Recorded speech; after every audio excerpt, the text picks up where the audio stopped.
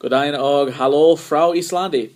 Hey everyone, it's Eric, and it's time for the Icelandic thing of the day. Now from Iceland, we're in Reykjavik. It's about 10 o'clock at night. Not that you could tell from looking outside, because of course the sun does not set in Reykjavik during the summer. But it's about 10 o'clock on Monday night here, and we got here at about 6:30 in the morning on Saturday, so it's been a couple of days. We've had the chance to get settled in. And I'm having a great time so far. The landscape, particularly on the beach here in Reykjavik, is just amazing, and it's been a lot of fun walking around downtown Reykjavik. So there will be lots of photos of that on my Facebook page in the days and weeks to come. But for the Word of the Day video, I thought that we would talk a little bit about cases and food today. So I'm sure I've mentioned cases in regards to nouns and adjectives earlier on in this series. And if you're not familiar with the term, in lots of Germanic languages, but in Icelandic in particular, there is a system of cases that distinguish the kinds of roles that nouns play in a sentence.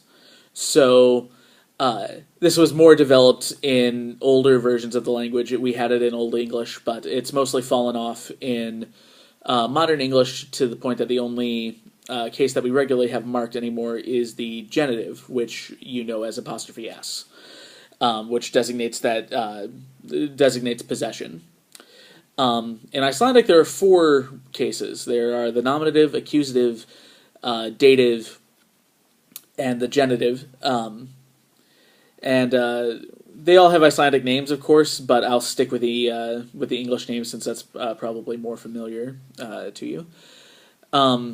So the nominative is the form used when something is the subject of a sentence. The accusative is when it's the direct object, and the dative is when it's the indirect object. So if I have, and as I said, the genitive shows possession. So if I say, John gave Alice's cake to Mary, that has all four in that sentence.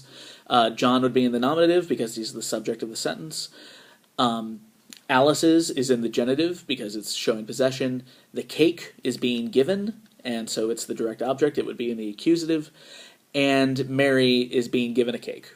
So it goes to Mary, and Mary would be in the dative. Our usual dative marker for in modern English is a preposition like to or from. And that just gets marked with a different ending in Icelandic. So there are lots of things where things that we accomplish with syntax in English, it gets accomplished with morphology, with changes in the words in Icelandic. So let's look at that in regards to ordering a meal. So one thing that's interesting to me anyway is different ordering customs and the different ways that people speak to one another in different contexts in different languages. I know at least in my Midwestern English dialect, I'm forever saying please for everything. Could you please? I would please like to have a whatever. That's how you show that you're a polite young man. There's no word for please in Icelandic, not like that. So instead of saying if you want to order a meal, you don't say, oh, could I please have the, haddock and potatoes, which is what we're using as the example here because that's the first thing on this menu sheet that I have with me. Instead, you just say, yeah, la afal, which just means I'm a get, I'm going to have. Very straightforward, no pleasantries. Icelanders have better stuff to do than that. So, if we want to, using that example of the haddock and the potatoes, we might say, "Ég ætla að fá soðan ýsu með kartöflum," which literally means I'm gonna have boiled haddock with potatoes. Now, ye eitla affoul. Affoul is going to take the accusative for its as the object of the verb. So we say yisu, which is haddock. In the nominative, it's yisa, but since it's in the accusative, it's a weak verb, a weak noun, and so it becomes yisu. And then we say it's the main portion of the dish, therefore it's the direct object, so it's in the accusative. But it's coming with a side of potatoes, kartoflum. And we have the preposition meth, which means with.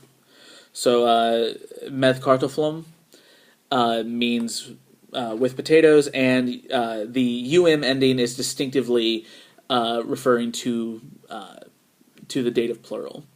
So in that little phrase there, we have an accusative, which is the main dish, and then the side dish is in the dative, because it's just with it, as opposed to being the direct object of the statement.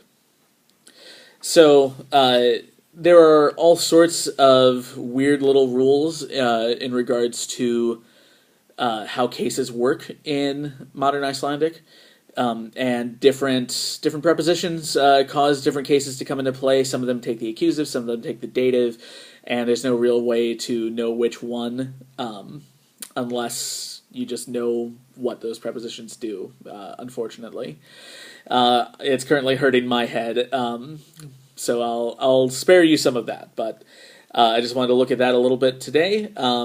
And tomorrow is the Icelandic National Day. It's the day that Iceland declared itself independent from Denmark during the Second World War. And so we don't have class. I will have another video, though. Yeah, so tomorrow there will be big celebrations all throughout Reykjavik. There will be speeches by politicians, which I'm not sure there's much point in me going to see a speech by a politician in a country I don't live in a language I don't really speak. But there will be a visit from the Maid of the Mountains, who is going to come and do something in the Icelandic traditional costume, which has only existed since 1870. I'll keep you posted on it. And last but not least, let me say that these past couple days have been really wonderful. I love breathing the air here. I love the sights that I've been able to see. I'm really looking forward to this weekend when we get to see Thingvellir and Reykholt, which was Snorri Sturluson's house, and in fact the place where he was murdered. As always, I'm incredibly grateful to everyone who supported me in the Indiegogo campaign, everyone who contributed, and everyone who is cheering me on, so to speak, back home. So thank you all, and it's really great so far. I'm so happy that I'm here. So thank you all, and I will see you tomorrow. Sjáumst.